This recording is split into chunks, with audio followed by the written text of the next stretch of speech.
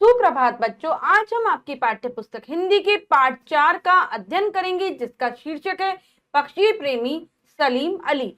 तो चलिए पाठ को पढ़ते हैं और जानते हैं एक प्रसिद्ध पक्षी चिकित्सक या हम कह सकते हैं पक्षी प्रेमी सलीम अली के विषय में विस्तार पूर्वक। पाठ को शुरू करते हैं। पाठ 4, पक्षी प्रेमी सलीम अली। पाठ परिचय जान लेते हैं बच्चों। प्रस्तुत पाठ में विख्यात पक्षी चिकित्सक सलीम अली का संक्षिप्त जीवन परिचय दिया गया है। सलीम अली को बचपन से ही पक्षियों की प्रकृति, आवास, प्रजनन एवं प्रवास आदि के संबंध में जानकारी एकत्र करने की उत्सुकता बनी रहती है। इसी कार्य ने उन्हें ख्याति दिलवाई। तो बच्चों, ये जो पाठ है पक्षी चिकित्सक सलीम अली के विषय में बताया गया है उनके बारे में कि वो बचपन से ही पक्षियों को कितना ज्यादा पसंद करते थे। उनके बारे में हर जानकारी को वो एकत्र करने में या हम कह सकते हैं इकट्ठा करने में लगे रहते थे और बाद में ही वो इसी चीज से प्रसिद्ध हुए। पढ़ते हैं और आश्चर्यचकित हो सोचने लगा कि यह लगती तो गौरैया जैसी है, पर इसकी गर्दन में पीली पट्टी है जो गौरैया में नहीं होती। जब कुछ समझ में नहीं आया तो परेशान होकर अंततः उसे अपने मामा अमरीदून तैयब जी, जो एक बहुत बड़े शिकारी थे, के पास ले गया और उसके बारे में पूछा। वे भी उसका उत्तर न दे पाए। उन्होंने उसे निराश नहीं किया, वरन प्रोत्साहित करने के उद्देश्य से वे उसे मुंबई स्थित नेचुरल हिस्ट्री सोसाइटी के कार्यालय ले गए, जो अपोलो स्ट्रीट की विशाल बिल्डिंग के छोटे से कमरे में। एक बार सलीम अली गौरैया को देखते हैं, मतलब गौरैया जैसी लगने वाली वो कोई चिड़िया थी, क्योंकि उसकी गर्दन में पीली पट्टी थी। पट्टी, ठीक है, रेखा नहीं, पट्टी, थोड़ा मोटा सा वो थी। वो इतनी बात तो समझ जाते हैं कि गौरैया नहीं है बल्कि और कोई चिड़िया है। तो फिर वो उसे अपने मामा के पास लेके जाते हैं जो शिकारी थे, यानी कि उन्हें काफी जानकारी थी चिड़ियों के विषय में, लेकिन उनको भी उस चिड़िया के बारे में कुछ भी समझ में नहीं आया। तो फिर भी वो अपने भांजे को निराश नहीं करते हैं और कहाँ ले जाते उसे, मुंबई में एक जो स्थित एक जगह है नेचुरल हिस्ट्री सोसाइटी के कार्यालय ले जाते हैं, ठीक है। और जो कहाँ बनाया गया था, अपोलो स्ट्रीट की बहुत बड़ी जो बिल्डिंग है उसके एक छोटे से कमरे में बनाया गया था। क्या था, नेचुरल हिस्ट्री सोसाइटी कार्यालय, वहां ले जाते हैं। उन्होंने उस बालक को सोसाइटी के ऑनरेडी सचिव WS मिलार्ड से मिलवाया और उनके पास आने का प्रयोजन भी बताया। और वहां ले जाकर, क्योंकि सलीम अली उस समय जब ये चिड़िया वाली घटना हुई बाल्यावस्था में थे, बच्चे थे, तो उन्होंने वहां पर ऑनरेडी सचिव, वहां के जो सचिव थे WS मिलार्ड, उससे मिलवाते हैं उस बच्चे को, यानी कि सलीम अली जी को, और बताते हैं कि ये क्यों आया है। मिलार्ड मुस्कुराए और एक छोटे बालक की गौरैया के बारे में जानने की इच्छा को देखकर बहुत प्रभावित हुए। वे चुपचाप उठे और बालक को एक कमरे में ले गए जहां तरह तरह की अनेक चिड़िया रखी हुई थी। वे जीवित नहीं थी बल्कि संरक्षित की गई थी। उन्होंने एक के बाद एक दराज खोलकर बालक के सामने ऐसी ऐसी चिड़िया रख दी थी कि उसका मुंह खुला का खुला रह गया। ऐसी चिड़ियों की कल्पना तो वह क्या करता, उसने तो सपने में भी इतनी तरह की चिड़िया होने की बात सोची ही नहीं थी। तभी मिलार्ड ने एक और दराज खोली तो वह मानो हाँफने लगा। उसमें तो अनेक तरह की गौरैया भरी पड़ी थी। तो मिलार्ड मुस्कुराते हैं और उसे एक कमरे में ले जाते हैं, उस बालक को यानी कि सलीम अली जी को एक कमरे में ले जाते हैं। वहां उन्हें बहुत प्रकार की चिड़ियों को वो दिखाते हैं। चिड़िया जीवित नहीं थी, वो मरी हुई चिड़ियाएं थी बच्चों। उनको संरक्षित करके दे रखा गया था, यानी कि बहुत सारी चीजें हैं, बहुत सारे प्राणी हैं जिन पर कुछ ना कुछ सर्च होती रहती है और उनके अवशेषों को भी रखा जाता है। तो वो रखे हुए थे वहां पर, ठीक है, चिड़ियों को संरक्षित करके रखा हुआ था उन्होंने। कमरे में जो अलमारी की जो दराजें थी एक के बाद एक खोलकर वो सलीम अली को दिखाते जाते हैं और सलीम अली तो उन्हें देखकर आश्चर्य में पड़ जाते हैं, क्योंकि इतनी तरीके की चिड़ियाएं उन्होंने नहीं देखी थी। फिर अंत में एक दराज खोलते हैं जहां पर बहुत सारी गौरैया ही थी। मिलार्ड ने उनमें से एक गौरैया निकाली और बालक द्वारा लाई गई गौरैया के सामने रख दी। अरे, ये दोनों तो बिल्कुल एक जैसी है, दोनों का गला भी पीले रंग का है, बालक ने सोचा। अब तक हिचकिचाया सा चुप रहा बालक हतप्रभ होकर एकदम बोल उठा, मिलार्ड साहब, मैंने कभी सपने में भी नहीं सोचा था कि संसार में इतनी तरह की चिड़िया होंगी। मेरी इच्छा है कि मैं इन चिड़ियों के बारे में और अधिक जानकारी प्राप्त करूं। और अंत में वो क्या करते हैं, वैसी ही सेम गौरैया निकाल कर देते हैं। और फिर एकदम से बालक जो आश्चर्य से सब कुछ चीजें देख रहा था, एकदम से कहता है, क्या कहता है बच्चा, कि मैंने तो कभी सपने में भी नहीं सोचा था कि इतनी तरीके की चिड़िया होती हैं, और मैं इनके बारे में और ज्यादा जानकारी प्राप्त करना चाहता हूँ, जानना चाहता हूँ। मिलाड ने अभी तक किसी बड़े व्यक्ति में भी चिड़ियों के बारे में इतनी जिज्ञासा नहीं पाई। बच्चे की जिज्ञासु प्रवृत्ति ने उन्हें बहुत प्रभावित किया, अतः बच्चे को उन्होंने काफी जानकारी दी। अब तो वह बालक उस कार्यालय में लगभग रोज ही आने जाने लगा। जल्दी ही उसने सीख लिया कि चिड़िया की पहचान कैसे की जाती है और उसे संरक्षित कैसे रखा जा सकता है। बच्चे जो मिलाड है वो बहुत प्रभावित होते हैं, क्योंकि उन्होंने किसी बड़े व्यक्ति में भी नहीं देखी थी चिड़ियों के बारे में जानने की इच्छा, लेकिन इस बच्चे में बहुत ज्यादा थी। वो बहुत प्रभावित हुए, काफी कुछ वो बताते हैं चिड़ियों के बारे में। अब रोजाना वो बच्चा उस कार्यालय में आता है चिड़ियों के बारे में जानने के लिए, और वह सीख गया था कि कैसे हम चिड़ियों की पहचान कर सकते हैं, कैसे उन्हें संरक्षित कर सकते हैं, बचा सकते हैं। यह बालक और कोई नहीं, सलीम अली के नाम से विख्यात सलीम मोइनुद्दीन अब्दुल अली था, जो आगे चलकर पक्षी चिकित्सक यानी एनिथेलॉजिस्ट के रूप में प्रसिद्ध हुआ। तो ये सलीम अली ही थे ये बच्चे, और आगे चलकर ये बहुत बड़े पक्षी चिकित्सक बने, यानी क्या बने, एनिथेलॉजिस्ट बने। यह बालक और कोई नहीं, सलीम अली के नाम से विख्यात सलीम मोइनुद्दीन अब्दुल अली था, जो आगे चलकर पक्षी चिकित्सक यानी एनिथेलॉजिस्ट के रूप में प्रसिद्ध हुआ। तो यही आगे चलकर बहुत बड़े पक्षी चिकित्सक बने, यानी कि पक्षी चिकित्सक को क्या कहते हैं बच्चों, एनिथेलॉजिस्ट कहा जाता है, वो हुए, बहुत प्रसिद्ध हुए। बालक सलीम अली का जन्म 12 नवंबर 1896 को मुंबई में हुआ था। मुंबई में जन्मे थे 12 नवंबर 1896 में सन। उनके पिता मोइजुद्दीन और माता जीनत उन निसा बेगम थी।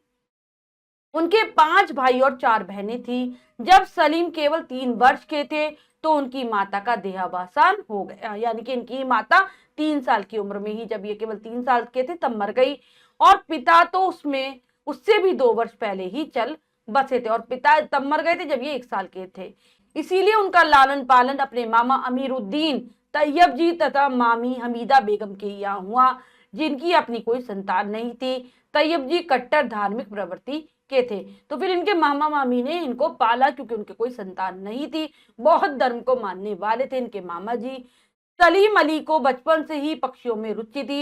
एक बार घर की दीवार के एक छेद में गौरैया ने अपना घोंसला बना लिया। मादा गौरैया ने घोंसले में अंडे देकर उन्हें सेना शुरू कर दिया, और नर पास लगी खूंटी पर बैठ पहरा देने लगा। तो बचपन से ही पसंद करते थे, इनको शौक था पक्षियों का। तो एक बार इनके घर की दीवार का एक छेद था, उसमें गौरैया अपने अंडे दे देती है, तो उन्हें सेती है, मतलब उनको के ऊपर जो अंडों पर बैठती है ना जो चिड़िया, उसको सेना कहते हैं, वो करती है। बच्चों चिड़ियों में नर मादा होते हैं, तो जो नर चिड़ा था वो क्या करता था, खूंटी पर बैठ जाता था, पहरा दे रहा हो जैसे। उसे वहां बैठा देखकर सलीम अली ने उस पर अपनी बंदूक का निशाना साधा। निशाना अचूक था और वह जमीन पर आ गिरा। दूसरे दिन सुबह उठकर जब बालक सलीम बाहर आया तो उसने दूसरे नर को वहां बैठा पाया। तत्काल उसने उसे भी मार गिराया, पर यह क्या, तीसरे दिन फिर एक नया नर वहां आया बैठा। नर गौरैया को मारने का यह क्रम 8 दिन तक चलता रहा। फिर ध्यान से सलीम ने देखा कि एक नर के मरते ही मादा गौरैया घोंसले पर पहरा देने के लिए दूसरे नर को बुला लाती है, और नर तब तक घोंसले का पहरा देता है जब तक अंडों में से बच्चे निकल नहीं आते। उनकी यह खोज एक समाचार पत्र में भी छपी, जिसे पढ़कर सब आश्चर्यचकित रह गए। तो क्या हो रहा था कि जो गौरैया था वो पहरा देता था, तो सलीम अली क्या करते, अपनी बंदूक से मार देते हैं। अगले दिन वो देखते कि दूसरा आ गया है वहां पर पहरा देने के लिए, ऐसे ही दूसरे दिन मारते हैं, फिर तीसरे दिन, लगातार 8 दिन ऐसा ही होता है। एक नर जो गौरैया है वो मरता है, तो दूसरा नर गौरैया पहरा देने के लिए आ जाता है। तो उन्होंने ये बात जान ली थी कि तब तक नर गौरैया बुलाकर लाती रहती है जब तक कि अंडों से बच्चे निकल नहीं आते। और ये उन्होंने एक तरीके से खोज की थी, जिसको समाचार पत्र में भी छापा गया, और सब बहुत हैरान हुए इसे पढ़कर। सलीम अली का मन पढ़ाई लिखाई में नहीं लगता था। जैसे तैसे सन 1913 में उन्होंने मुंबई विश्वविद्यालय से मैट्रिक की परीक्षा उत्तीर्ण की। उन्होंने कॉलेज में प्रवेश भी लिया, पर बीजगणित और घातांक गणन यानी लॉगरिथम में अरुचि होने के कारण पढ़ाई वहीं पर छोड़ दी तथा व्यापार में भाई की सहायता करने के लिए म्यांमार बर्मा चले गए। तो पढ़ाई लिखाई इनको बिल्कुल पसंद नहीं थी। कैसे भी इन्होंने 1913 में मैट्रिक की परीक्षा पास कर ली, फिर कॉलेज में भी लिया प्रवेश, लेकिन बीजगणित इन्हें समझ में नहीं आता था, घातांक गणना गणन वड़न आदि कुछ भी इन्हें समझ में नहीं आता था। इसीलिए इन्होंने पढ़ाई छोड़ दी और व्यापार में अपने भाई की सहायता करने के लिए चले जाते हैं म्यांमार यानी कि बर्मा चले जाते हैं। उनका मन वहां भी नहीं लगा। स्वतंत्र प्राकृतिक वातावरण में विचरण करना उन्हें बहुत अच्छा लगता था। उनके इस शौक को देखकर उनके मामा ने उन्हें बचपन में एक हवाई बंदूक लेकर दी, जो प्रिय मित्र की तरह 24 घंटे उनके पास रहती थी। तो उनका मन नहीं लगा वहां पर भी व्यापार करने के लिए जब ये गए। फिर इनके को अच्छा लगता था प्राकृतिक वातावरण में घूमना, प्रकृति के साथ रहना अच्छा लगता था, इसीलिए इनके मामा ने इन्हें एक बंदूक लाकर दी थी, जो हवाई बंदूक थी, जो कि हमेशा इनके साथ रहती थी 24 घंटे मित्र की तरह। व्यापार के लिए म्यांमार जाकर वे भाई की मदद करने के बदले वहां के जंगलों में चिड़ियों को ही देखते फिरते थे। वहां घर के व्यवसाय में असफल रहने पर वे वापस मुंबई लौट आए। यहाँ आकर उन्होंने सेंट जेवियर कॉलेज में सन 1917 में जंतु विज्ञान में बीएससी की परीक्षा पास की। तो वहां पर जब व्यापार में मन नहीं लगता, क्योंकि चिड़ियों को ही देखते रहते थे जंगलों में जाकर, फिर वापस मुंबई आ जाते हैं। वहां पर एक कॉलेज है सेंट जेवियर कॉलेज, उसमें इन्होंने पढ़ाई की सन 1917 में जंतु विज्ञान से और बीएससी पास कर ली। तभी 22 वर्ष की आयु में इनका विवाह तहमीना बेगम से हो गया और उन्हें बॉम्बे नेचुरल हिस्ट्री सोसाइटी में एक म्यूजियम में गाइड की नौकरी मिल गई। फिर 22 साल की आयु में इनका विवाह हो जाता है और इन्हें नौकरी मिल जाती है बॉम्बे नेचुरल हिस्ट्री सोसाइटी में, जो एक बहुत बड़ा म्यूजियम था, संग्रहालय हम कह सकते हैं, वो था, अजायब घर था, वहां पर गाइड की नौकरी। इसी दौरान उन्हें एक सुनहरा अवसर मिला और वे पक्षियों की खाल उतारने और उनमें भूसा भरने की आधुनिक तकनीक के प्रशिक्षण के लिए जर्मनी चले गए। तब इन्हें एक मौका मिल जाता है। क्या मौका मिलता है कि पक्षियों की खाल उतारो और उनके अंदर भूसा भरो। आधुनिक तरीके से कैसे किया जाता है, इसकी जानकारी लेने के लिए, इसका प्रशिक्षण लेने के लिए जर्मनी चले जाते हैं। एक वर्ष के प्रशिक्षण के बाद जब वे वापस लौटे तो बेरोजगार हो गए, क्योंकि धनाभाव के कारण म्यूजियम में उनकी अनुपस्थिति में उनके पद को ही समाप्त कर दिया गया था। लेकिन जब वापस आते हैं तो पता चलता है कि म्यूजियम में अब ये पद रखा ही नहीं गया है, वो अनुपस्थित है, इसलिए खत्म कर दिया गया इस पद को, और धनाभाव भी था म्यूजियम वालों के पास। सौभाग्यवश उनकी पत्नी पढ़ी लिखी थी और उसमें ऐसा हुनर था कि वह कुछ कमाई करके घर का भरण पोषण कर सकती थी। उसने सलीम अली को सहारा दिया। शीघ्र ही वे माहिम के एक छोटे से मकान में आ गए। लेकिन इनका भाग्य अच्छा था कि इनको जो पत्नी मिली थी पढ़ी लिखी थी और हाथ का हुनर भी जानते थे, जैसे सिलाई कढ़ाई आदि हम कह सकते हैं, और घर का पालन पोषण बहुत अच्छे से कर सकती थी। इससे सलीम अली को थोड़ा सहारा मिलता है और फिर वो माहिम की जो एक जगह है वहां पर छोटे से मकान में रहने लगते हैं। यह मकान सुनसान जगह पर पेड़ों के झुरमुट के बीच स्थित था। वहां सलीम अली अपना काम बखूबी कर सकते थे। अब वे स्वच्छंद पक्षियों का अवलोकन करने लगे। उन्होंने कई बार जंगल की झाड़ियों और वृक्षों पर लटके हुए बया के आधे अधूरे घोंसले देखे। वे सोचते रहते थे कि आखिर बया इतने घोंसले क्यों बनाती है, जबकि एक ही घोंसले से काम चल सकता है। वे बया के बारे में कुछ विशेष नहीं जानते थे। तो जो उनका घर था सुनसान सी जगह पर था, जहां पर जंगल सा था, पेड़ों के झुरमुट थे, तो उनको बहुत अच्छा लगता था वहां पर, क्योंकि वहां पर वो आराम से पक्षियों को देख सकते थे, चिड़ियों का निरीक्षण कर सकते थे और आराम से अब वो पक्षियों को देखने लगे स्वतंत्रता के साथ। कई बार उन्होंने देखा कि झाड़ी और पेड़ों पर जो बया पक्षी है वो अपने घोंसलों को लटकाए रखता है, कोई आधा अधूरा है, कोई पूरा है, बहुत सारे घोंसले। उनको समझ में नहीं आता था कि ये जो बया पक्षी है वो इतने सारे घोंसले बनाता क्यों है, इतने सारों की तो उसे जरूरत नहीं है, क्योंकि वो बया के बारे में ज्यादा नहीं जानते थे। उन्हीं दोनों बरसात का मौसम शुरू होने पर उन्होंने अपने घर के पास एक पेड़ पर बया के घोंसले देखे। सलीम अली को बया के अध्ययन के लिए स्वर्णिम अवसर लगा। वे अपने कार्य में जुट गए। उनकी इस खोज का परिणाम था सन 1930 में प्रकाशित उनकी पुस्तक, जिसके फलस्वरूप उन्हें पक्षी विज्ञान के क्षेत्र में लोकप्रियता एवं ख्याति प्राप्त हुई। पर इस दौरान जो बात सलीम अली ने सीखी वह यह कि चाहे कोई कितनी कितना महान और प्रसिद्ध क्यों ना हो, उसे प्राथमिक अवलोकनों को कभी ज्यादा महत्व नहीं देना चाहिए। इसलिए बीच बीच में वे अवलोकनों को रोक देते और पुनः नए सिरे से अवलोकन करते। उन्हें निष्कर्ष पर पहुंचने की कभी जल्दी नहीं होती थी। तो लगातार उनको एक सुनहरा मौका मिला। बरसात के मौसम में उनके घर के पास एक बड़ा घोंसला बना रहे थे। बहुत ध्यान से सलीम अली उसके द्वारा बनाए गए घोंसले का अध्ययन कर रहे थे, क्योंकि ये सुनहरा मौका था। और लगातार उनकी इस खोज का परिणाम यह हुआ कि उनकी एक पुस्तक छपी 1930 में, जिसके परिणाम स्वरूप उन्हें बहुत लोकप्रियता हासिल हुई पक्षी विज्ञान के क्षेत्र में। लेकिन उन्होंने इस चीज से ये बात सीखी कि अगर हम जो शुरुआत में जो अवलोकन देखते हैं, चीजों को जो देखते हैं, उससे ही हम एकदम निष्कर्ष पर नहीं पहुंचना चाहिए और उसे ज्यादा महत्व नहीं देना चाहिए। लगातार हमें अवलोकन करते रहना चाहिए। इसीलिए जब भी वो अवलोकन करते थे तो उसे बीच में रोक देते थे, फिर से अवलोकन करने लगते थे, क्योंकि उन्हें अपने कार्य की कोई जल्दी नहीं होती थी। सलीम अली के रैकेट हेल्ड ड्रॉगो के टेल फेदर की वृद्धि पर किए गए अध्ययन को किसी प्रसिद्ध पक्षी अनुसंधानकर्ता ने गलत ठहरा दिया, पर सलीम अली भला कहाँ हार मानने वाले थे। तो उन्होंने एक अध्ययन किया था रैकेट हेल ड्रॉगो के टेल फेदर, मतलब पंखों की इनकी वृद्धि पर कोई अध्ययन किया था बहुत बड़ा, और उसको कोई बहुत प्रसिद्ध पक्षी अनुसंधान करता था, उन्होंने गलत कर दिया। लेकिन फिर भी इन्होंने अपना कार्य नहीं रोका, लगातार आगे बढ़ते रहे। उन्होंने तत्काल उसे सही सिद्ध कर दिखाया। बया पक्षी का अध्ययन उनका प्रमुख कार्य था। सलीम अली ने जब बया पक्षी पर अध्ययन आरंभ किया तो सबसे पहले उन्होंने बया के अधबने घोंसले के रहस्य को जानना चाहा। उन्होंने पाया कि घोंसला बनाने की पूरी जिम्मेदारी नर बया की होती है।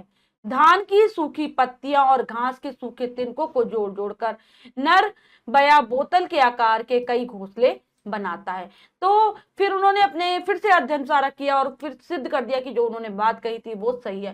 लेकिन वो ज्यादा जो अध्ययन कर रहे थे वो बया पक्षी के ऊपर कर रहे थे। फिर उन्होंने जो बया पक्षी पर सबसे पहला अध्ययन प्रारंभ किया था, उसमें सबसे पहले वो क्या देख रहे थे कि जो आधे बनाकर जो घोंसले छोड़ देते हैं बया पक्षी, क्यों करती है।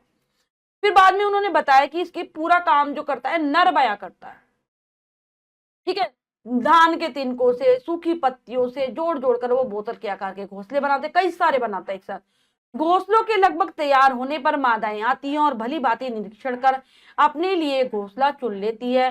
फिर वे उसे पूर्णतः तैयार करने में मदद करती है। फिर जब वो कई सारे घोंसले बना लेता है ना, तो तब आती है मादा बया। वो देखती है, अच्छे से निरीक्षण करती है, फिर एक घोंसला चुन लेती है। फिर दोनों मिलकर उसको तैयार करते हैं। उसके बाद वे उसमें अंडे देती है।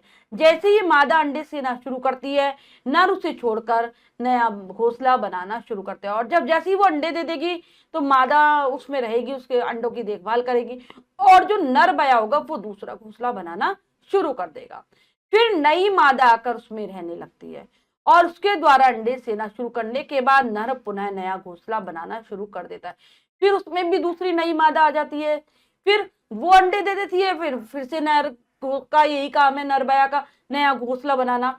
यह क्रम लगातार चलता रहता है। इस प्रकार एक नर बया पक्षी के एक ही प्रजनन काल में 2 या 2 से अधिक परिवार होते हैं। अंडे सेने और बच्चों के पालन पोषण की जिम्मेदारी सिर्फ मादा बया की होती है। तो कह रहे कि एक बार में ही जो नर बया होता है वो अपने 2 या 2 से ज्यादा परिवारों को बना लेता है, क्योंकि वो 2-3 घोंसले बना देता है, उसमें अलग अलग मादा बया रहती है। और जो बच्चों का पालन पोषण करना होता है, जो अंडे से बच्चे निकलेंगे, अंडे की देखभाल, ये सारा काम जो मादा बया है वो करेगी। बचपन में चिड़ियों की पहचान, व्यवहार आदि जानने के लिए सलीम अली को किताबों का अभाव खलता था, और जो किताबें उनके पास थी उनमें न ही पर्याप्त चित्र थे और न ही स्पष्ट रूप से पूर्ण जानकारी। जब वो छोटे थे तो चिड़ियों की कैसे पहचान करें कि कैसे वो क्या क्या करती है, ये जानने के लिए उन्हें कभी कोई सही किताब ही नहीं मिली। अभाव था, कमी थी, और जो मिलती थी उसमें भी चित्र नहीं होते थे और ना ही पूर्ण रूप से कोई जानकारी उन्हें मिलती थी। इस कमी को पूरा करने की भी उन्होंने ठान ली, जिससे विशेष रूप से युवा लोगों में पक्षियों के बारे में जिज्ञासा पैदा हो। सन 1941 में उनकी पुस्तक the book of Indian birds प्रकाशित हुई, जिसमें रंगीन चित्रों सहित चिड़ियों की अनेक किस्मों का रोचक वर्णन था। यह पुस्तक बहुत पसंद की गई। इस पुस्तक के अनेक संस्करण प्रकाशित हो चुके हैं। तो उन्होंने देखा कि कमी है पुस्तकों की, तो उन्होंने सोचा कि चलो अब मैं पुस्तक भी मुझे लिखनी पड़ेगी, और फिर ऐसी पुस्तक उन्होंने लिखने की ठान ली थी जिससे युवा लोगों में भी पक्षियों के बारे में जानने की इच्छा उत्पन्न हो। और 1941 में उन्होंने ऐसी बुक प्रकाशित की जिसका नाम था the book of Indian birds. अलग अलग प्रकार की चिड़ियों के बारे में बताया गया था, रंगीन चित्र भी थे, और सब लोगों को यह पुस्तक बहुत पसंद आई, और अब तक इसके कई सारे संस्करण आ चुके हैं। सन 1948 में उन्होंने अंतर्राष्ट्रीय स्तर के ख्याति प्राप्त पक्षी अनुसंधानकर्ता एस डिलॉन रिप्लेस के साथ मिलकर एक महत्वपूर्ण लेखन कार्य प्रारंभ किया, जिसके अंतर्गत उन्होंने handbook of the birds of India and Pakistan नामक पुस्तक के 10 अंक प्रकाशित किए। फिर उन्होंने जो पूरे अंतरराष्ट्रीय स्तर पर यानी कि पूरे संसार में जिनको जो प्रसिद्ध हैं 1948 में उनके साथ मिलकर, जिनका नाम था एस डिलॉन रिप्ले, अनुसंधान करता है ये, मतलब एक पुस्तक पर लेखन का कार्य इन्होंने शुरू किया था, और इसका नाम था, बुक का नाम hand book of the birds of India and Pakistan, ये किताब थी। ठीक है, 10 अंक इसके प्रकाशित हुए। इस पुस्तक में उन्होंने यहाँ पाई जाने वाली चिड़ियों की प्रकृति, उनके प्राकृतिक निवास, प्रजनन, प्रवास आदि समस्त विषयों की जानकारी दी। मतलब चिड़ियों के बारे में पूरा बताया कि ये कहाँ रहती हैं, किस प्रकार से इनका होता है, प्राकृतिक निवास किस प्रकार का होता है, किस प्रकार से प्रजनन आदि सारी चीजें करती हैं। पक्षी विज्ञान में अपने उत्कृष्ट कार्यों के लिए सलीम अली को अनेक पुरस्कार तथा पदकों से सम्मानित किया जा चुका है। इनमें से प्रमुख है एशियाटिक सोसाइटी का जय गोविंद लॉ मेडल, ब्रिटिश पक्षी शोध संघ का स्वर्ण पदक तथा वन्य जीवन संरक्षण के लिए भारत सरकार का राष्ट्रीय पुरस्कार। ये सारे इन्हें पुरस्कार मिले हैं, पदक मिले हैं। इनके अतिरिक्त उन्हें कई अन्य पुरस्कार भी मिले हैं।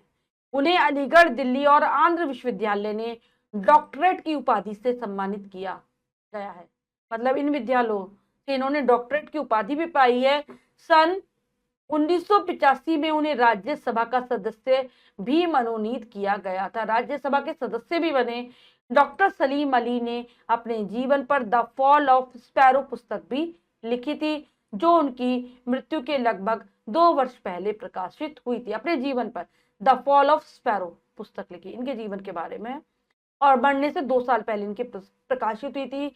उन्होंने पक्षियों के बारे में जानने के लिए हैदराबाद, नीलगिरी की पहाड़ियों, देहरादून, भावलपुर, अफगानिस्तान, कैलाश मानसरोवर, कच्छ और भरतपुर में काफी सर्वेक्षण किया था, काफी खोज करी थी इन्होंने यहाँ पर पक्षियों में के बारे में जानने के लिए। 20 जून 1987 को इस महान पक्षी प्रेमी का 91वें वर्ष की आयु में निधन हो गया। इनकी मृत्यु 91वें वर्ष में, और सन था 1987। ये लिखा है पूरा लेख सलीम अली के बारे में दीक्षा विष्ट जी ने। हमने बच्चों पाठ को बहुत अच्छे से पढ़ा और जाना कि किस प्रकार से सलीम अली जी ने हम सभी को पक्षियों के बारे में जानकारियां दी हैं। अब हम पाठ की शब्दार्थ कर लेते हैं। शब्द पिटारा में से गौरैया एक प्रकार की चिड़िया, संरक्षित ठीक से सुरक्षित रखना, हठप्रभ आश्चर्यचकित, जिज्ञासा जानने की इच्छा, देहावसान मृत्यु, विचरण घूमना, स्वर्णिम सुनहरा, ख्याति प्रसिद्धि, अवलोकन निरीक्षण, निष्कर्ष परिणाम, उत्कृष्ट सर्वोत्तम ऊंचे दर्जे का, और उपाधि है योग्यता। तो बच्चों ये हैं पाठ के शब्दार्थ, इन्हें आप बहुत अच्छे से याद कर लेंगे। अब हम अभ्यास कार्य कर लेते हैं जो कि है लेखनी कौशल में से। पहला प्रश्न है सही उत्तर वाले गोले को रंगिए। प्रश्न में 3 विकल्प है, 2 गलत है, 1 सही है। हमें सही विकल्प को चुनना है बच्चों, सही का निशान लगा देना है। करते हैं। पहला है सलीम अली की कितनी बहनें थी? 4, 5, 7, तो इनकी 5 बहनें थी। सलीम अली का पूरा नाम क्या था? अमीरुद्दीन तैयब जी सालिम मोइजुद्दीन अब्दुल अली, या WS मिलार, तो इनका नाम था बी विकल्प सही है, सालिम मोइजुद्दीन अब्दुल अली। नेक्स्ट है the book of Indian birds कब प्रकाशित हुई? 1948 में, 1930 में, 1941 में। तो ये हुई थी 1941 में। बया पक्षी का घोंसला किसके समान दिखता है? बोतल के, अंडे के, टोपी के। तो बोतल के समान होता है। सलीम अली का निधन कब हुआ? सन 1987 में, सन 1985 में, सन 1986 में। तो सन 1987 में इनका निधन हुआ था। अब रिक्त स्थानों की पूर्ति कीजिए। तो चलिए करते हैं उचित शब्दों के द्वारा। पहला है मामनी बालक को सोसाइटी के सचिव सचिव मिलाट से मिलवाया। सलीम अली को बचपन से ही पक्षियों में रुचि थी। सलीम अली ने क्या जगह मुंबई मुंबई विश्वविद्यालय विश्वविद्यालय से मैट्रिक की परीक्षा उत्तीर्ण की। सलीम अली ने बया पक्षी का अध्ययन आरंभ किया। फिर आ जाएगा दिल्ली मुंबई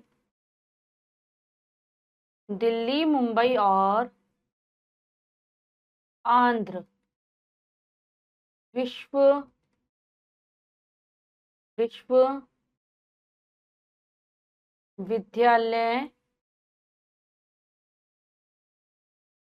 ने सलीम अली को डॉक्टरेट की उपाधि से सम्मानित किया। नेक्स्ट है सही मिलान कीजिए। तो बच्चों यहाँ पर 2 कॉलम है, हमें मिलाना है, करते हैं।